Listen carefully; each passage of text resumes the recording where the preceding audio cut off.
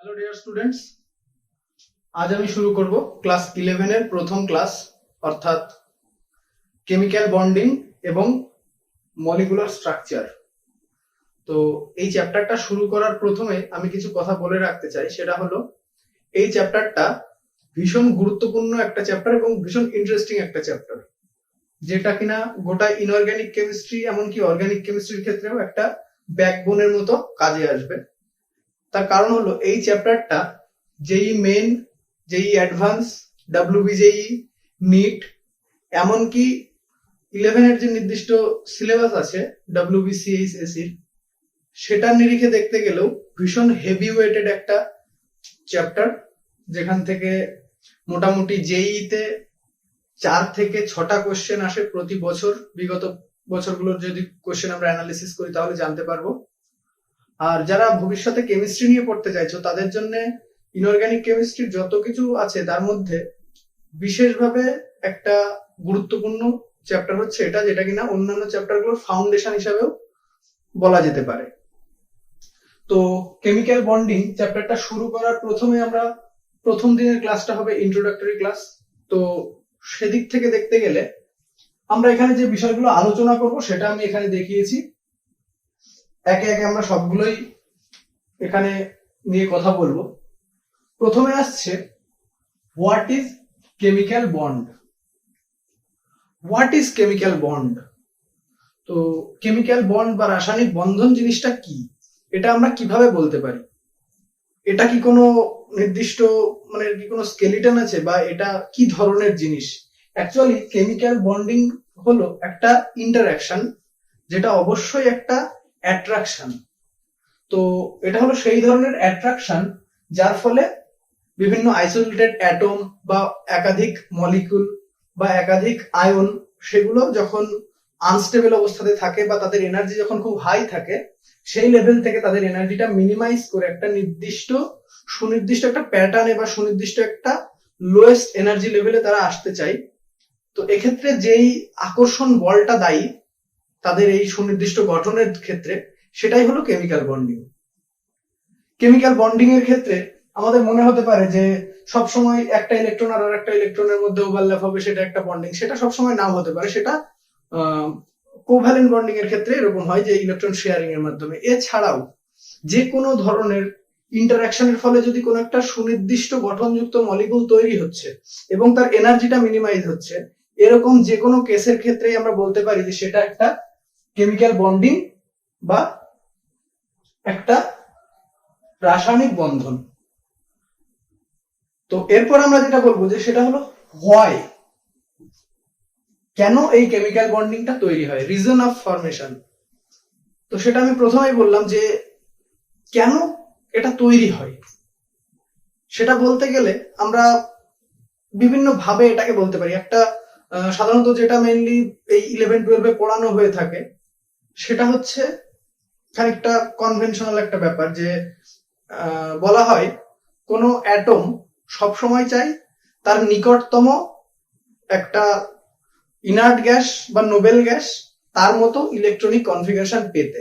অর্থাৎ হাইড্রোজেন এবং হিলিয়াম বাদে বাকি প্রত্যেকটা অ্যাটম চাই তার শেষ কক্ষপথে যেন 8টা করে ইলেকট্রন থাকে। এবার যাদের ক্ষেত্রে 8টা ইলেকট্রন নেই, তো নোবেল গ্যাস ছাড়া কারোর ক্ষেত্রেই 8টা ইলেকট্রন শেষ কক্ষপথে নেই, তো যাদের ক্ষেত্রে এরকম নেই 8টা ইলেকট্রন শেষ কক্ষপথে, তারা সব সময় চায় যে অন্যের সাথে শেয়ার করে বা অন্যকে ডোনেট করে বা অন্যের থেকে নিয়ে যে কোনো ভাবে তারা চায় যে তাদের শেষ কক্ষপথে যেন 8টা ইলেকট্রন থাকে। এটাকে বলা হয় অষ্টক সূত্র বা অক্টেট রুল। আর হাইড্রোজেন এবং হিলিয়ামের ক্ষেত্রে এরা দ্বৈত সূত্র মেনে চলে, অর্থাৎ 2টো করে ইলেকট্রন রাখতে চায় শেষ কক্ষপথে। তো এটা হচ্ছে একটা কনভেনশনাল কথা, কিন্তু এর পেছনে যেটা মূল কারণ সেটা হচ্ছে এদের পোটেনশিয়াল এনার্জিটা এরা সবসময় কমাতে চায়। কোনো একটা আইসোলেটেড অ্যাটম বা আয়ন সবসময় থাকে আনস্টেবল অবস্থাতে। অর্থাৎ আমরা যদি সিম্পলি অ্যাটমের কথা চিন্তা করি, তো আমাদের পর্যায় সারণীতে 117টা মতো মোটামুটি অ্যাটম রয়েছে। তো তাদের 117টার কম্বিনেশনে কোটি কোটি এরকম ধরনের বিভিন্ন মলিকুল আমরা দেখতে পাই, আমরা ইউজ করি ডে বাই ডে। তো এগুলো কেন হয়? অ্যাটম তো ছিল মাত্র 117টা।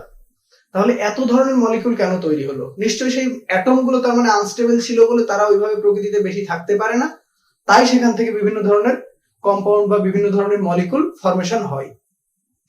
তো এটাই হচ্ছে মূলত ড্রাইভিং ফোর্স। এটা আমি ইন্ট্রোডাকশনের পর গিয়ে আবার একটু ডিটেলসে আলোচনা করার চেষ্টা করব, বিভিন্ন পোটেনশিয়াল এনার্জি ডায়াগ্রাম দিয়ে বা তাদের রেডিয়াস দিয়ে সেখান থেকে বন্ড লেন্থ বার করা, এগুলো নিয়ে আলোচনা করব। তো এরপর আসছে টাইপ অফ কেমিক্যাল বন্ডিং। এই যে রাসায়নিক বন্ধন বললাম যে এক ধরনের ইন্টারঅ্যাকশন, অবশ্যই সেটা অ্যাট্রাকশন, তো এটা কত ধরনের হতে পারে? আমরা এটাকে মূলত প্রথমে দুভাগে ভাগ করতে পারি। একটা হচ্ছে বিটুইন অ্যাটমস, অর্থাৎ বিভিন্ন অ্যাটম গুলোকে জুড়ে জুড়ে বা বিভিন্ন আয়ন গুলোকে জুড়ে জুড়ে, আর একটা হচ্ছে বিটুইন মলিকুলস। এবার যখন বিটুইন অ্যাটমস আমরা যে বন্ডগুলো দেখবো তাদের ক্ষেত্রে সাধারণত একটা স্ট্রং ইন্টারঅ্যাকশন হয় বা স্ট্রং অ্যাট্রাকশন কাজ করে, ফলে বন্ড যেটা ফরমেশন হয় সেটা ভীষণ স্ট্রং বন্ড হয় এবং বন্ডের এনার্জিটা তাহলে অবশ্যই বেশি হবে, কারণ সে বেশি পরিমাণে এনার্জি রিলিজ করে সেই বন্ডটা ফরমেশন করবে। সেক্ষেত্রে বন্ড এনার্জি দেখতে পাওয়া যায় মোটামুটি 200 থেকে 400 কিলোজুল পার মোল, এই রেঞ্জে। আর যেগুলোকে আমরা বলছি উইক ইন্টারঅ্যাকশন বা বিটুইন মলিকুলস যে বন্ডগুলো ফরমেশন হচ্ছে, সেগুলোর ক্ষেত্রে বন্ড এনার্জিটা খুব কম হয়, সেটা হলো 2 থেকে মোটামুটি 40 কিলোজুল পার মোল পর্যন্ত হতে পারে, বিভিন্ন ভেরিয়েশন এক্ষেত্রে থাকে। তো আমরা চলে আসবো বিটুইন অ্যাটমস কত ধরনের কেমিক্যাল বন্ডিং হতে পারে। তার মধ্যে প্রথমেই আমরা দেখছি আয়নিক বন্ডিং, তারপর দেখছি কেমিক্যাল বন্ডিং আর coordinate bonding, ionic bonding, covalent bonding and coordinate bonding. এবার এই কোঅর্ডিনেট বন্ডিংটাও এক ধরনের কোভ্যালেন্ট বন্ডিং, সেটা নিয়েও আমরা পরে ডিটেলসে আলোচনা করব। আয়নিক বন্ডিং মানে কি? একদম পুরোপুরি কোনো একটা অ্যাটম তার নিজের ইলেকট্রনকে অন্যকে দিয়ে দেবে, আর অন্য কোনো একটা অ্যাটম সেই ইলেকট্রনটাকে পুরোপুরি ভাবে নিজের কাছে নিয়ে নেবে। আর কোভ্যালেন্ট বন্ডিং এর ক্ষেত্রে সাধারণত কি হয়, শেয়ারিং দেখা যায়। শেয়ারিং মানে নর্মাল কোভ্যালেন্ট বন্ডিং এর ক্ষেত্রে কোনো একটা অ্যাটমের একটা ইলেকট্রন আর আরেকটা অ্যাটমের আরেকটা ইলেকট্রন দুজনের মধ্যে ওভারল্যাপ হতে পারে, বা এদের দুটোর সাথে এর দুটোর ওভারল্যাপ হতে পারে, তিনটের সাথে তিনটের ওভারল্যাপ হতে পারে, এইভাবে single bond, double bond, triple bond formation হতে পারে। আর কোঅর্ডিনেটের ক্ষেত্রে কি হয়, শেয়ারিং তো হয় কিন্তু দুটো ইলেকট্রনই, একটা বন্ড মানে দুটো ইলেকট্রন, সে দুটো ইলেকট্রনই যে কোনো একটা অ্যাটম থেকে শেয়ার হয় আর আরেকজন জাস্ট সেটাকে ইউজ করে। তাই এই দুটোকে মোটামুটি একই টাইপের বলা যেতে পারে, সেটা নিয়ে আমরা ডিটেলসে বলবো পরে। আর যদি আমরা উইক ইন্টারঅ্যাকশন বা বিটুইন মলিকুলস যে বন্ডগুলো ফরমেশন হয় তাদের কথা ভাবি, তাহলে বলতে পারি যে এক ধরনের ইন্টারঅ্যাকশন হয় যেটাকে বলা হয় van der Waals force of interaction বা ফোর্স অফ অ্যাট্রাকশন। মূলত এটা অ্যাট্রাকশন ফোর্স কাজ করে। তো সেটার বেসিসে কিছু উইক বন্ড তৈরি হতে পারে মলিকুলের সাথে একটা মলিকুলের। আর খুব ইন্টারেস্টিং সেটা হচ্ছে হাইড্রোজেন বন্ডিং। আমরা জানি যে হাইড্রোজেন বন্ডিং জিনিসটা কি, এটা সম্বন্ধে মোটামুটি ধারণা সবারই আছে। তো ডিটেলস এটা আমি আবার বলবো যে কেন হয় বা কাদের ক্ষেত্রে সেই বেশি স্ট্রং হয়।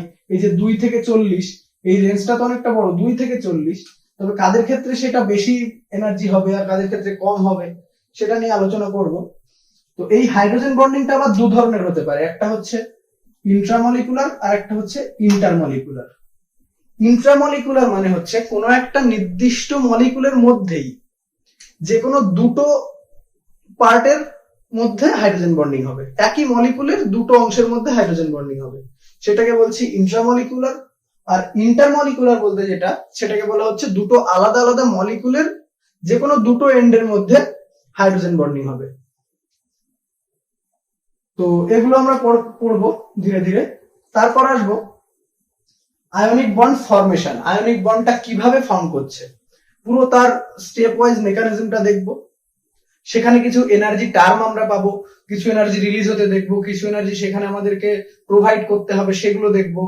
আবার সেক্ষেত্রে একটা বিশেষ টার্ম আমরা পাবো, সেটা হচ্ছে ল্যাটিস এনার্জি, সেটা সম্বন্ধে আমরা পড়বো। আয়নিক বন্ডিং এর প্রপার্টিজ সম্বন্ধে পড়বো এবং পার্সেন্ট কোভ্যালেন্ট ক্যারেক্টার। মূলত এটা ফাজান্স রুল দিয়ে আমরা ক্যালকুলেট করার চেষ্টা করব, ফাজান্স রুল থেকে। তো তো এরপর আমরা পড়বো কোভ্যালেন্ট বন্ডিং ফরমেশন, তাদের প্রপার্টিজ এবং ডাইপোল মুভমেন্ট। ডাইপোল মুভমেন্ট বিষয়টা শুধুমাত্র যে ইনঅর্গানিকে তা নয়, অর্গানিক কেমিস্ট্রির ক্ষেত্রেও আমাদের ভীষণভাবে কাজে আসবে। আমি শুরুতেই বলেছিলাম যে এই চ্যাপ্টারটা একটা ব্যাকবোন হিসেবে ধরে নিতে পারো। তো এরপর আসছি কিছু থিওরিজ অফ কোভ্যালেন্ট বন্ডিং। এই জায়গাটা ভীষণভাবে ইম্পর্টেন্ট কম্পিটিটিভ এক্সাম গুলোর জন্য। এখানে কিছু থিওরি আমরা পড়বো, যে থিওরির বেসিসে আমরা বলতে পারি যে কোন বন্ডটা কেমন হবে, কাদের ক্ষেত্রে কি ধরনের ওভারল্যাপ হবে, তাদের অ্যাঙ্গেল কিরকম হবে, আদৌ তারা বেন্ড হবে না লিনিয়ার হবে, এই ধরনের কথাবার্তাগুলো আমরা সেখানে বলবো। এরপর আসছে ভিএসইপিআর থিওরি, ভিবিটি থিওরি অর্থাৎ ভ্যালেন্স বন্ড থিওরি। ভিএসইপিআর মানে হচ্ছে valence shell electron pair repulsion theory. আর এখানে আমরা পড়বো হাইব্রিডাইজেশন, অর্থাৎ কোন একটা অ্যাটমের বিভিন্ন ইলেকট্রনগুলো বিভিন্ন আলাদা আলাদা এনার্জি লেভেলে থাকে। তো সেই এনার্জি লেভেলগুলোর গ্যাপটা অনেক সময় এমন হয় যে তারা ওই একেবারে পিওর স্টেট থেকে অন্য কোনো মলিকুলার এনার্জির সঙ্গে ম্যাচ করতে পারে না, তার ফলে সেখানে ওভারল্যাপটা হতে চায় না সহজে। তো তাদের ক্ষেত্রে কি হয়, মিক্সিং হয় অর্থাৎ হাইব্রিডাইজেশন হয়, হয়ে 3টে বা 4টে আলাদা আলাদা অ্যাটমিক অরবিটাল মিলে একটা নির্দিষ্ট হাইব্রিডাইজড অ্যাটমিক অরবিটাল তৈরি করে, এবং সেই হাইব্রিডাইজড অ্যাটমিক অরবিটালের সঙ্গে অন্য আরেকটা অ্যাটমের হাইব্রিডাইজড অ্যাটমিক অরবিটালের ওভারল্যাপের মাধ্যমে তৈরি হয় একটা বন্ড। তো সেই সম্বন্ধে আমরা পড়বো মলিকুলার অরবিটাল থিওরিতে। অ্যাটমিক অরবিটাল থিওরি আমাদের মোটামুটি সবারই জানা আছে। তো মলিকুলার অরবিটাল থিওরিটা কি সেটা অনেকটা একই ধরনের, সেটা সম্বন্ধেও আমরা এই চ্যাপ্টারের মধ্যেই আলোচনা করব। তো এটা ছিল আমাদের গোটা চ্যাপ্টারের একটা ওভারভিউ, যে আমরা কি কি পড়বো স্টেপ ওয়াইজ সেটা। এরপর আমি চলে আসব প্রথম ক্লাস সেহেতু ইন্ট্রোডাকশন পার্টটাতে, অর্থাৎ কেমিক্যাল বন্ডিং কি, কেন তৈরি হয়, তারপর ধীরে ধীরে একটু আয়নিক বন্ডিং এর দিকে আজকে শুরু করব। এরপর থেকে কন্টিনিউয়াস যে সিকোয়েন্সটা বললাম সেইভাবেই ক্লাসটা চলতে থাকবে। আমরা শুরু করছি কেমিক্যাল বন্ডিং কি। কেমিক্যাল বন্ডিং একটা বিশেষ আকর্ষণ বল, যেটার প্রভাবে দুই বা ততোধিক একই অ্যাটম বা দুটো আলাদা আলাদা অ্যাটম বা দুইয়ের বেশি আলাদা আলাদা অ্যাটম বা একাধিক মলিকুল তারা সেই আকর্ষণ বলের প্রভাবে যখন সুসংবদ্ধ বা একটা সুগঠিত কোনো স্ট্রাকচারটা পাবে, একই বা আলাদা আলাদা অ্যাটম যে বিশেষ আকর্ষণ বলের প্রভাবে একটা সুসংবদ্ধ স্ট্রাকচার তৈরি করবে, সেই বিশেষ যে আকর্ষণ বলটা তাকেই আমরা বলছি কেমিক্যাল বন্ডিং। তো কেমিক্যাল বন্ডিং ফরমেশনের ফলে এখানে কি হতে পারে, একটা কেমিক্যাল বন্ড ফরমেশন হলে সেখানে কি হতে পারে, কি তৈরি হতে পারে, একটা মলিকুল তৈরি হতে পারে, সেটা হতে পারে মৌলিক বা যৌগিক, অথবা যে কোনো আয়ন তৈরি হতে পারে। ক্লিয়ার? তো এবারে আমরা যেটা বলবো সেটা হচ্ছে হোয়াই, কেন এই কেমিক্যাল বন্ডিং তৈরি হয়, হোয়াই। তো কেমিক্যাল বন্ডিং কেন তৈরি হয় এটা আমি প্রথমে খানিকটা বললাম, যে অক্টেট রুল তারা ফুলফিল করতে চায়, তারা নিয়ারেস্ট নোবেল গ্যাসের মতো ইলেকট্রন বিন্যাস লাভ করতে চায়, তার ফলে কেউ ইলেকট্রন শেয়ার করে বা কেউ ইলেকট্রন পুরোপুরি কাউকে দিয়ে দেয় বা কেউ ইলেকট্রন নিয়ে নেয়, এগুলো বলেছি। তো এটা ছিল একটা কনসিডারেশন বা যেটা অনেক আগে মেনটেন করা হতো। তো সেই কনসিডারেশন অনুযায়ী দেখতে গেলে আমরা বলতে পারি যে জেনন একটা নিষ্ক্রিয় একটা অ্যাটম বা নোবেল। তো তারপরেও জেননের বিভিন্ন অক্সোফ্লুরাইড বা জেননের যে অক্সাইড এই জিনিসগুলো তৈরি হয়। তাহলে একে তো কারোর সাথে ইন্টারঅ্যাক্ট করার কথা ছিল না, কারণ এর তো অষ্টক সূত্র তো ফুলফিল করছে কোনো বন্ড ফরমেশন ছাড়াই, তাহলে এর কেন তৈরি হচ্ছে, এটা একটা কোয়েশ্চেন। তো যেহেতু আমি বললাম যে ওটা একটা ওল্ড একটা কনসিডারেশন, তাই তার কিছু ত্রুটি থাকবে, এটা স্বাভাবিক। তো এবারে এর যেটা অ্যাকচুয়াল কারণ বন্ড ফরমেশনের, সেই বিষয়ে আমি একটু কথা বলবো। সেটা হচ্ছে, এটা আমরা খুব সিম্পলি একটা পোটেনশিয়াল এনার্জি ডায়াগ্রাম দিয়ে বোঝাতে পারি। সেটা হচ্ছে এই ধরনের, আমরা যদি এদিকে বলি পোটেনশিয়াল এনার্জি, এদিকে বাড়ছে এদিকে কমছে, এদিকে পজিটিভ এনার্জি এদিকে নেগেটিভ এনার্জি, আমরা জানি এনার্জি পজিটিভ হওয়া মানে তার স্টেবিলিটি কমে যাওয়া, এনার্জি যত কম হবে তত তার স্টেবিলিটি বেড়ে যাওয়া, এটা আমরা জানি। আর এই দিকটাতে আমরা দেখাচ্ছি রেডিয়াস।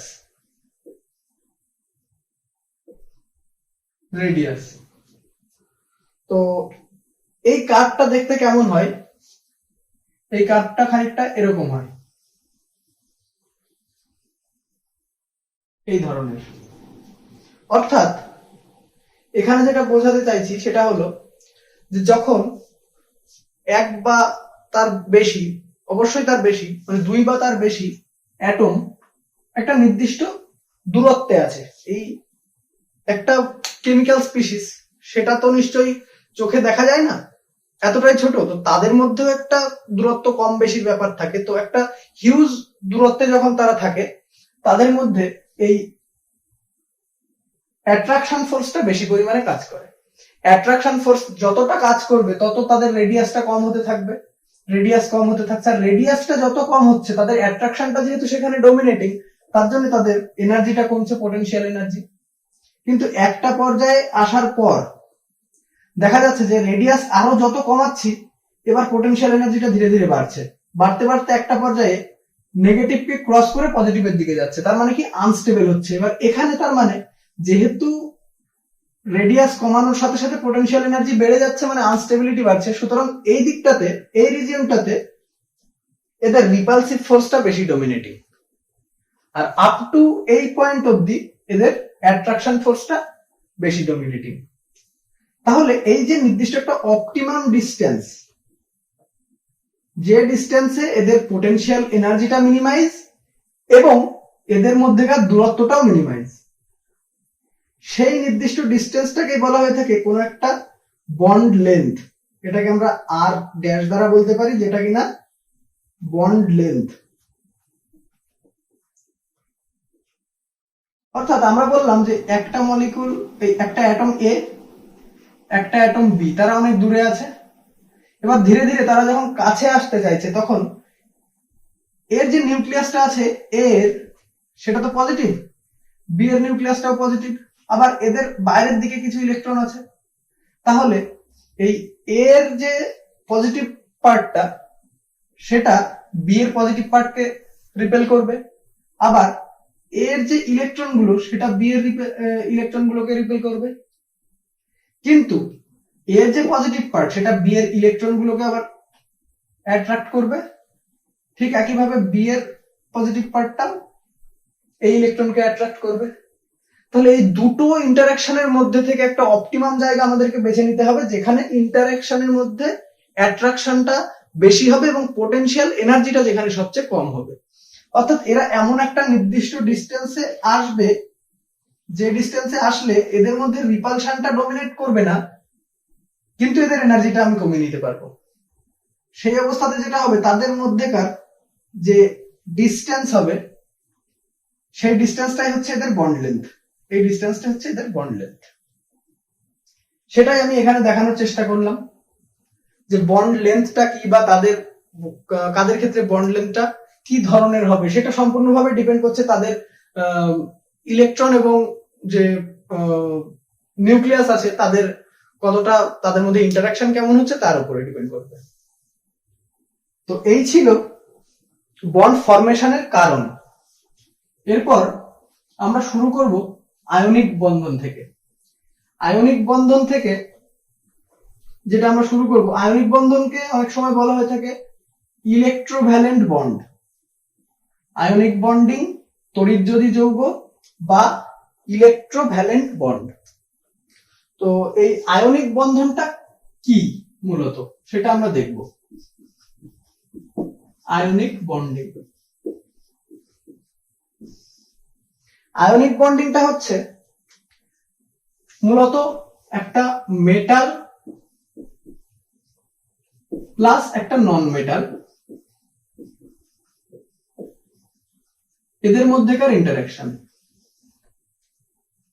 কেমন ধরনের ইন্টারঅ্যাকশন? আমরা সবাই জানি যে মেটাল গুলো মূলত ইলেকট্রো পজিটিভ হয়, অর্থাৎ তারা চায় সবসময় ইলেকট্রনকে ছেড়ে দিতে। তাহলে কোনো একটা মেটাল ইলেকট্রন ছাড়বে, ছেড়ে M প্লাস তৈরি করবে। আর নন মেটাল মূলত আয়নিক বন্ধনের ক্ষেত্রে নন মেটাল গুলোকে সাধারণত ইলেকট্রোনেগেটিভ হতে দেখা যায়। যেহেতু সে ইলেকট্রোনেগেটিভ অর্থাৎ সে পর্যায় সারণীর একেবারে শেষের দিকে আছে অর্থাৎ ডান দিকে আছে, তার মানে তার কখনো কখনো হয়তো একটা ইলেকট্রন প্রয়োজন বা দুটো ইলেকট্রন প্রয়োজন বা তিনটে ইলেকট্রন প্রয়োজন, এই ধরনের তার ভ্যালেন্সি থাকে। সুতরাং সে ইলেকট্রন চাইছে। আর মেটাল মানে তার সাধারণত কেমন হয় যে suppose n-1 s2 n-1 p6 n s1 বা 2, এটা হয় মূলত একটা মেটালের ইলেকট্রন বিন্যাস। আমি এখানে ট্রানজিশন মেটাল গুলো অর্থাৎ ডি ব্লক এলিমেন্ট গুলোকে ধরছি না, কারণ তাদের ক্ষেত্রে ভেরিয়েবল এরকম ভ্যালেন্সি দেখা যায়, সেটাকে আমরা আলাদা করে ডি ব্লক এলিমেন্টের মধ্যে পড়বো। তো নরমালি আমরা যদি অ্যালকালি মেটাল এবং অ্যালকালাইন আর্থ মেটাল গুলোর কথা ভাবি, তাহলে এই ধরনের কিছু ইলেকট্রন বিন্যাস দেখতে পাওয়া যায়। অর্থাৎ তারা চাইবে সবসময় যে এই একটা বা দুটো যেটা ইলেকট্রন এক্সট্রা আছে সেটাকে ছেড়ে দিতে, তাহলে তার শেষ কক্ষপথে 6টা আর 2টো 8টা ইলেকট্রন পূর্ণ হবে। ক্লিয়ার? তাহলে একটা মেটাল ইলেকট্রনকে ছাড়ছে, সেই ইলেকট্রনটাই আবার অন্য একটা নন মেটালের প্রয়োজন, তাহলে সেই ইলেকট্রনটা কি হবে? সে নিয়ে নেবে। অর্থাৎ সে নিয়ে, আমি যদি এটাকে এক্স বলি, তাহলে সে এক্স মাইনাস তৈরি করবে। ক্লিয়ার? তাহলে এখানে আমার তৈরি হলো এম প্লাস এবং এক্স মাইনাস। এই যে এম প্লাস এবং এক্স মাইনাস, তাহলে একটা পজিটিভ আধান একটা নেগেটিভ আধান, এদের মধ্যে একটা ভীষণ স্ট্রং অ্যাট্রাকশন ফোর্স কাজ করে, যেটাকে বলা হয় থাকে ইলেকট্রোস্ট্যাটিক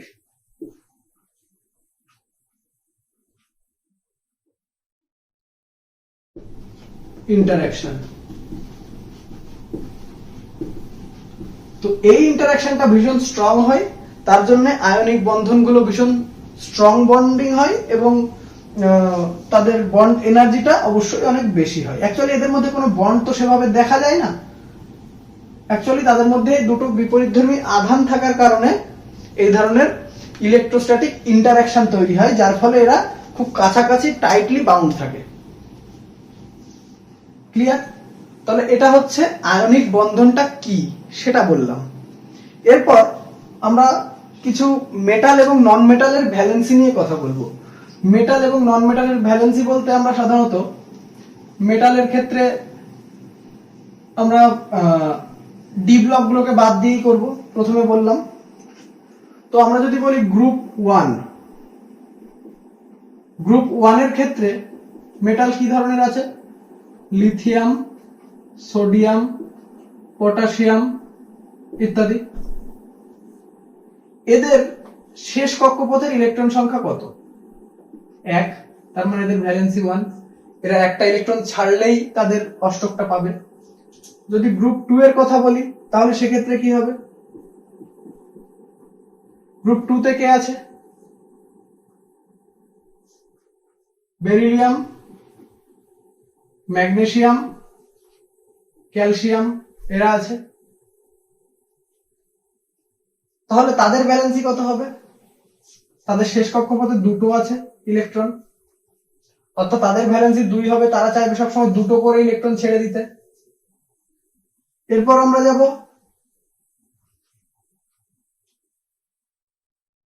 গ্রুপ 13। গ্রুপ 13 এর ক্ষেত্রে আমরা দেখব মূলত অ্যালুমিনিয়াম, গ্যালিয়াম এরা আছে। তো এরা জেনারেলি 3 ভ্যালেন্সি শো করে, সেটা সবসময় পার্মানেন্ট নয়, তারপরেও 3 ভ্যালেন্সি তারা জেনারেলি শো করে। এটা নিয়ে আমরা খুব বেশি একটা আলোচনা এখানে করব না, তারপরেও জাস্ট বলে রাখছি। আর নন মেটাল গুলোর ক্ষেত্রে যদি আমরা ভ্যালেন্সি ভাবি, তাহলে কি হয় যে অ্যাকচুয়ালি এরপর আছে গ্রুপ 14 এ কার্বন। তো কার্বন একটা এমনই মলিকুল, এমনই অ্যাটম, যেটা কিনা অর্গানিক কেমিস্ট্রিতে পুরোপুরি সেই একটা অ্যাটমকে নিয়ে আলোচনা করা হয়। তাদের মধ্যে ভীষণভাবে কোভ্যালেন্ট বন্ডটাই ফেভারড হয়, তার জন্য তারা বিভিন্ন সিস্টেমের ক্ষেত্রে কোভ্যালেন্ট বন্ডিংটাই তৈরি করে, তারা আয়নিক বন্ডিং তৈরি করে না। তো আয়নিক বন্ধনের ক্ষেত্রে আমরা সেটা যোজ্যতা নিয়ে ভাববো না, যদিও তার যোজ্যতা 4। তো এরপর আসছি গ্রুপ 15। গ্রুপ 15 এর মধ্যে কে আছে? গ্রুপ 15 এর মধ্যে আছে নাইট্রোজেন, ফসফরাস, এরা। তো এদের ক্ষেত্রে কি হয়? এদের ক্ষেত্রে তো 5টা ইলেকট্রন থাকে, অর্থাৎ NH2 NP3 5টা ইলেকট্রন আছে। তার মানে 5টাই তো ছাড়া বেশি একটা ফেভারেবল নয়, তার বদলে 3টে যদি সে আরো নিয়ে নেয় তাহলে 5 আর 3 8 হয়ে যাবে। তাহলে সেক্ষেত্রে এদের ভ্যালেন্সি এরা কত শো করবে? 3 শো করবে। ঠিক একইভাবে যদি আমরা যাই গ্রুপ 16 এ, তাহলে দেখবো অক্সিজেন, সালফার আছে। এদের ক্ষেত্রে NH2 NP4, অর্থাৎ তাদের আর দুটো প্রয়োজন, তাহলে এরা ভ্যালেন্সি শো করবে 2। ঠিক একইভাবে গ্রুপ 17 এ যদি যাই, তাহলে সেখানে কে আছে? ফ্লোরিন আছে, ক্লোরিন আছে, ব্রোমিন আছে, আয়োডিন আছে। এদের ইলেকট্রন বিন্যাস হচ্ছে NH2 NP5, অর্থাৎ 7টা আছে, তার মানে একটাই প্রয়োজন, ভীষণভাবে ইলেকট্রোনেগেটিভ হয় আমরা জানি, তাহলে এদের ভ্যালেন্সি হবে 1। তো এই ছিল মূলত কিছু মেটাল এবং নন মেটালের ভ্যালেন্সি। এ থেকে আমরা বুঝতে পারবো যে কোন গ্রুপের এলিমেন্ট হলে সে কতগুলো করে ইলেকট্রন ছাড়বে, বা কোন গ্রুপের নন মেটাল হলে সে কতগুলো করে ইলেকট্রন নিতে পারবে। এরপর আমরা দেখবো ফরমেশন অফ আয়নিক বন্ড। সেক্ষেত্রে আমরা স্টেপ ওয়াইজ আলোচনা করব। তো আয়নিক বন্ধনটা কেন তৈরি হয় বা কিভাবে তৈরি হয় তার একটা শর্ট আমরা মেকানিজমটা দেখালাম। তো স্টেপ ওয়াইজ যদি আমরা দেখি, তাহলে স্টেপ 1 কি? স্টেপ 1 হচ্ছে কোন একটা মেটাল, সাপোজ আমি এখানে উদাহরণস্বরূপ বলছি সোডিয়াম। তো সোডিয়াম মেটাল, এর উপরে কিছুটা এনার্জি দেওয়া হলো, আমি সাপোজ হিট হিসাবেই দেখাচ্ছি, দিলে সে সোডিয়াম প্লাস এবং একটা ইলেকট্রন ছেড়ে দিল। সোডিয়াম প্লাস হয়ে যাবে একটা ইলেকট্রন ছাড়লে, অবশ্যই সেটা গ্যাসিয়াস স্টেটে। ওকে, তো এখানে আমাকে এনার্জিটা এখানে দিতে হচ্ছে, অর্থাৎ এখানে আমি লিখতে পারি এনার্জি প্রোভাইডেড। তার মানে কি? যে বাইরে থেকে আমি সেখানে এনার্জি দিচ্ছি, তার মানে যে সিস্টেমের তাহলে এনার্জিটা কি হচ্ছে? বাড়ছে। অর্থাৎ এক্ষেত্রে কি হচ্ছে? পোটেনশিয়াল এনার্জি বেড়ে যাবে, কারণ আমি সেখানে এনার্জি দিচ্ছি একটা সিস্টেমের মধ্যে, একটা নিউট্রাল স্পিসিসকে আমি এইভাবে আয়োনাইজ করছি। তো এই যে এনার্জিটা আমাকে দিতে হচ্ছে, সেই দিতে হওয়া যে এনার্জিটা আমার, সেই পরিমাণটা, সেটাকে বলা হয়ে থাকে আয়োনাইজেশন এনার্জি। আয়োনাইজেশন এনার্জি কি তার ডেফিনেশন আমরা একটু বাদে বলছি। তো সেটাকে বলা হয়ে থাকে মূলত আয়োনাইজেশন এনার্জি। এবার যার ক্ষেত্রে যত আয়োনাইজেশন এনার্জিটা কম আমাকে দিতে হবে, যেহেতু এনার্জিটা আমাকে দিতে হচ্ছে, তো আমার এনার্জিটা যত কম খরচ হবে তত সেটা আমার জন্য ফেভারেবল। অর্থাৎ এখানে আমি বলতে চাইছি যে এই আয়োনাইজেশন এনার্জিটা যত কম হবে তত ভালোভাবে আয়নিক বন্ধনটা তৈরি হবে, কারণ ইলেকট্রনটা তাড়াতাড়ি ছেড়ে দিতে পারবে। ঠিক আছে, এরপর আসছি স্টেপ 2। অর্থাৎ এই যে ইলেকট্রনটা সে ছাড়লো, এবার কারো তো সেই একটা ইলেকট্রন নিতে হবে। আমি ধরলাম Cl, এটাও গ্যাসিয়াস স্টেটে আছে, সেই ইলেকট্রনটাকে নেবে, নিয়ে এখানে Cl মাইনাস তৈরি করবে গ্যাসিয়াস স্টেটে। এক্ষেত্রে কি হচ্ছে? যে কোনো একটা মলিকুল এনার্জি নিয়ে সে তার অক্টেট ফুলফিল করছে, তার মানে স্টেবিলাইজেশন হচ্ছে। অর্থাৎ এখানে সিস্টেম এনার্জি ছাড়ছে। সিস্টেম এনার্জি ছাড়া মানে কি? সিস্টেম স্টেবল হচ্ছে। তাহলে এই যে এনার্জিটা, এটাকে আমরা বলতে পারি এনার্জি রিলিজড।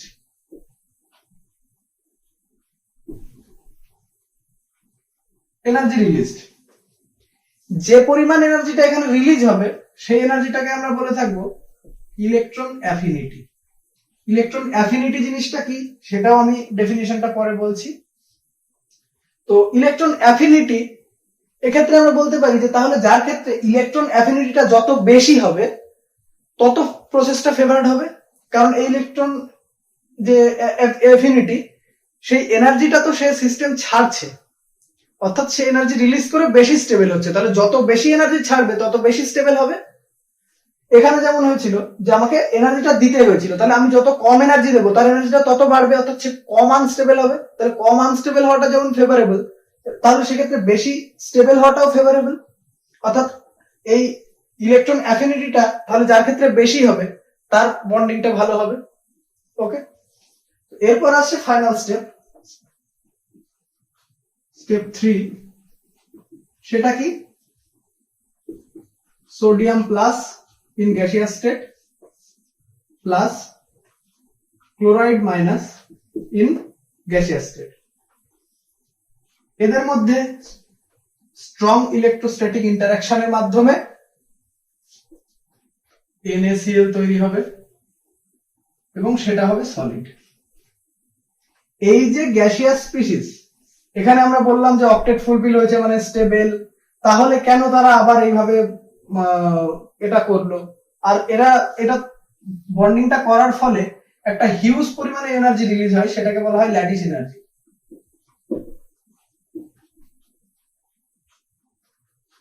এই এনার্জিটা অবশ্যই স্টেবিলাইজেশন এনার্জি বা এনার্জি রিলিজ হয়, অর্থাৎ এক্ষেত্রেও একইভাবে এনার্জি রিলিজ হয়। তাহলে এই ল্যাটিস এনার্জি, তাহলে এটা মানে কেন হচ্ছে? এটা তো স্টেবলই ছিল, তাহলে সেটার কি প্রয়োজন পড়লো যে এরা এত বেশি পরিমাণে এনার্জি আবার ছাড়ছে? সেটা কোথা থেকে আসছে? অ্যাকচুয়ালি এটা ছিল গ্যাসিয়াস স্টেটে। সো একটা গ্যাসিয়াস আয়ন স্টেবল, কিন্তু কার রেসপেক্টে স্টেবল?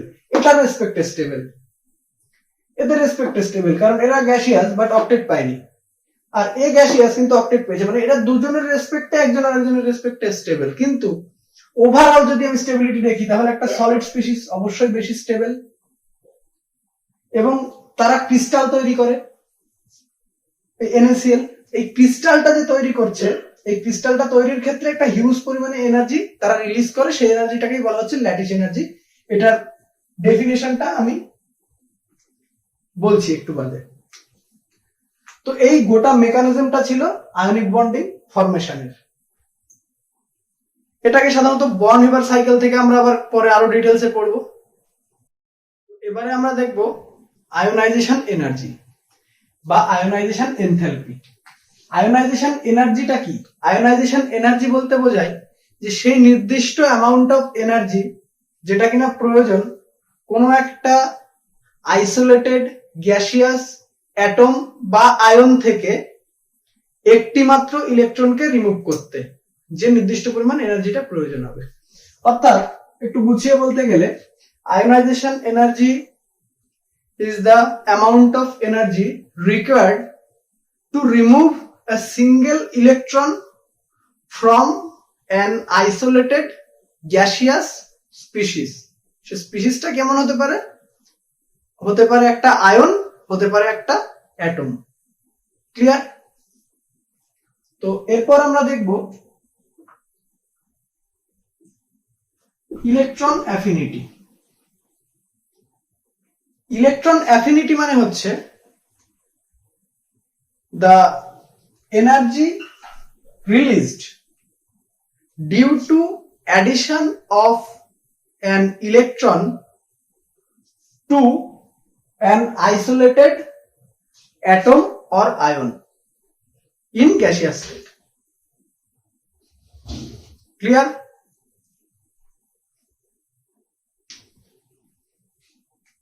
এরপর দেখবো আমরা ল্যাটিস এনার্জি।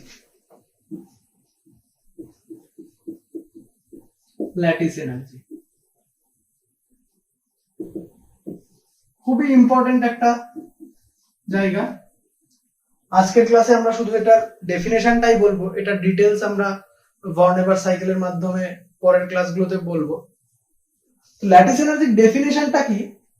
ল্যাটিস এনার্জির ডেফিনেশন হলো যে সেই একটা নির্দিষ্ট পরিমাণ এনার্জি ডেল্টা ই যেটা কিনা রিলিজ হয় after formation of 1 mole of crystalline solid from its gaseous ionic state। অর্থাৎ কোন আইসোলেটেড গ্যাসিয়াস দুটো স্পিসিস ছিল, তাদের ক্রিস্টাল তৈরি হওয়ার ফলে যদি সেটা 1 মোল হয়, 1 মোল ক্রিস্টালাইন সলিড তৈরি হওয়ার ফলে যে পরিমাণ এনার্জি তারা রিলিজ করবে সিস্টেম থেকে, অর্থাৎ যতটা স্টেবিলাইজেশন হবে তাদের, সেই নির্দিষ্ট পরিমাণ এনার্জিকে বলা হয়ে থাকে ল্যাটিস এনার্জি। ওকে, তো একটা আয়নিক বন্ডের স্ট্রেংথ আমরা কিভাবে বিচার করব? একটা আয়নিক বন্ডের স্ট্রেংথ বাড়বে, বন্ড স্ট্রেংথ বাড়বে তখন যখন মেটালিক ক্যারেক্টার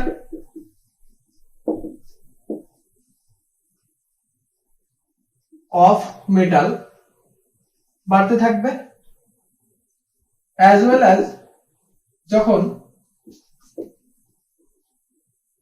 নন মেটালিক ক্যারেক্টার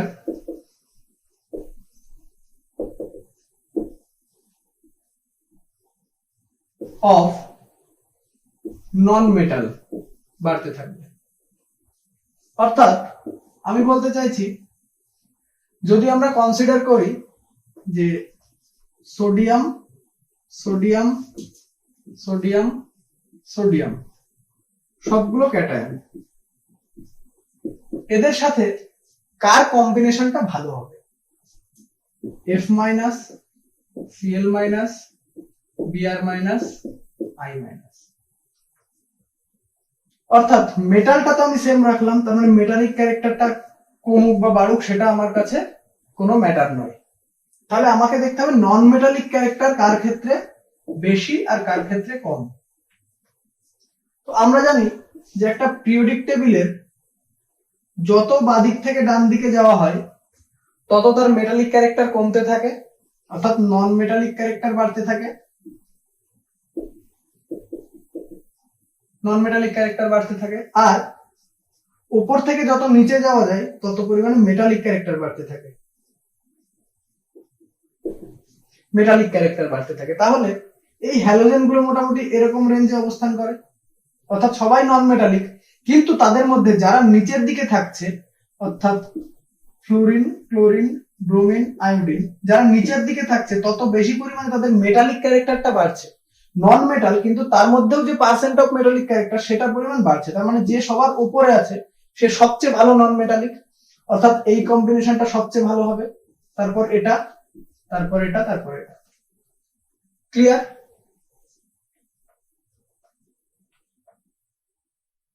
তো এই ছিল বন্ড স্ট্রেংথ। এরপর আমরা দেখব আয়নিক বন্ডিং এর প্রপার্টিজ বা আয়নিক স্পিসিস এর প্রপার্টিজ।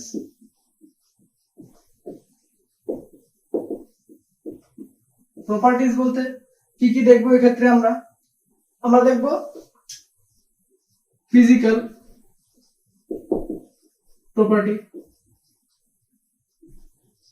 ফিজিক্যাল প্রপার্টি কি কি? সলিড স্টেট, সলিড স্টেটে পাওয়া যায়।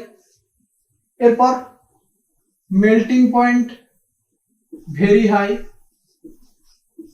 তার কারণ কি? কারণ এরা স্ট্রং ইলেকট্রোস্ট্যাটিক ইন্টারঅ্যাকশনের মাধ্যমে একজন আরেকজনের সাথে জুড়ে থাকে এবং ক্রিস্টাল তৈরি করে ল্যাটিস এনার্জিটাকে রিলিজ করে দেয়, তার মানে ভীষণ স্টেবল। তাহলে সেই ক্রিস্টালটাকে ভাঙতে গেলে একটা এক্সট্রা এনার্জি তাকে দিতে হবে, তো সেই কারণে মেল্টিং পয়েন্টটা খুব বেশি হয়। এরপর আসছে কন্ডাক্টিভিটি। কন্ডাক্টিভিটিটা এদের যেহেতু সলিড স্টেটে থাকে নরমালি রুম টেম্পারেচারে, তো এই সলিড স্টেটে এদের কন্ডাক্টিভিটিটা ভেরি লো, অর্থাৎ ব্যাড কন্ডাক্টর। কিন্তু এরা যখন মল্টেন অবস্থাতে থাকে, মল্টেন বলতে সাধারণত গলিতকে বোঝায়, অর্থাৎ হিট দিয়ে এদের ক্রিস্টালটাকে ভাঙা হয়েছে, ল্যাটিসটাকে ভাঙা হয়েছে, তখন শুধুমাত্র Na প্লাস এবং Cl মাইনাসটা খুব কাছাকাছি অবস্থান করছে, কিন্তু তারা সলিড নয়, অর্থাৎ এরা ফ্রি। তাহলে ফ্রি থাকলে ফ্রি আয়নটা সবসময় প্রোপাগেট করতে পারে, তার মানে তারা ইলেকট্রিসিটিটাকে কন্ডাক্ট করতে পারবে, অর্থাৎ গুড কন্ডাক্টর। আবার যদি অ্যাকুয়াস অবস্থাতে থাকে অর্থাৎ জলের মধ্যে যদি মেশানো হয় তাহলে কি হবে, জল যেহেতু একটা হাইলি পোলার স্পিসিস এবং আয়নিক মানে কি, দুটো আলাদা আলাদা আয়ন মানে দুটো আলাদা আলাদা পোল, তাহলে লাইক ডিজলভস লাইক মানে কি, যে বেশি পোলার সে পোলার জিনিসকেই চাইবে, তাহলে জলের মধ্যে এই পোলার জিনিসটা খুব ভালোভাবে ডিজলভ হবে, অর্থাৎ জলের মধ্যে এই ফ্রি অ্যানায়ন ক্যাটায়ন গুলো তখন চলাফেরা করতে পারবে, তার মানে জলের মধ্যেও এরা গুড কন্ডাক্টর। এবার কথা হলো যে জল সাধারণত কি করে, এরা যে একটা টাইটলি বাউন্ড ছিল তাহলে জল এদেরকে কিভাবে ভাঙলো। আমরা যদি জলের স্ট্রাকচারটাকে দেখি তাহলে এরও দুটো পোল থাকে, একটা ডেল্টা প্লাস একটা ডেল্টা মাইনাস। ঠিক একইভাবে এই যে NaCl গুলো ছিল তার একটা পজিটিভ পোল ছিল একটা নেগেটিভ পোল ছিল, তাহলে জলের এই নেগেটিভের সাথে পজিটিভ, এটার পজিটিভের সাথে নেগেটিভ, এইভাবে এরা এই NaCl গুলোকে আলাদা আলাদা করে দেয় একটা সলিউশন স্টেট, এটা সলিউশনের মধ্যে। তো তখন কি হয়, দুটো আয়ন ফ্রি হয়ে যায় এবং তারা ইলেকট্রিসিটিকে কন্ডাক্ট করতে পারে খুব সহজে। ক্লিয়ার? তো এই ছিল মোটামুটি আজকের ক্লাসের কন্টেন্ট, ইন্ট্রোডাক্টরি ক্লাসে। এর পরের ক্লাসে আমরা ধীরে ধীরে এই ল্যাটিস এনার্জিটাকে ভালোভাবে দেখব, এরপর আমরা আসবো কোভালেন্ট বন্ডিং এর ক্ষেত্রে, সেটাকে আরো ডিটেলসে পড়ার চেষ্টা করব। তো এই চ্যাপ্টারটা কতটা গুরুত্বপূর্ণ সেটা আমি আগেও বলেছি, আর বলছি না। আজকের ক্লাসটা এই পর্যন্তই, দেখা হচ্ছে পরবর্তী ক্লাসে। ধন্যবাদ।